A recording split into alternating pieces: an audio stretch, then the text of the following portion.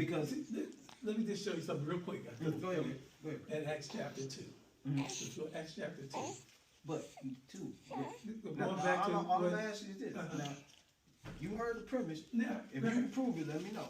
Acts chapter 2. Okay.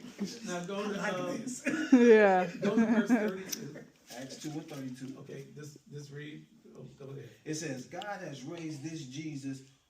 We are all Okay, witnesses so of Peter this. so God raised Jesus, right? Now keep going. And when he says raised, what is he talking about? No, keep going. Contextual. Keep Well, going. no. Because if you're using the word, Andre's I gonna just explain- want The verse, the Bible explains the Bible. listen.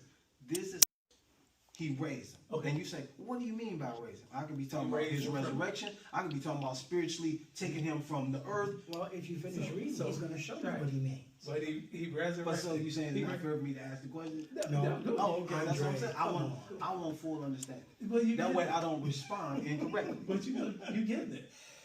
God raised Jesus. He was in the grave, right? He raised him. But keep reading. Okay. God raised this Jesus. We are all witnesses of this. Therefore, since he has been exalted to the right hand of God and has received from the Father the promised Holy Spirit, he has poured out what you both see and hear. Keep going. For it was not David who ascended into the heavens, but he himself says, the Lord declared to my Lord, sit at my right hand until I make your enemies your footstool. Therefore, let all the house of Israel know with certainty that God has made this Jesus whom you crucified both Lord and Messiah.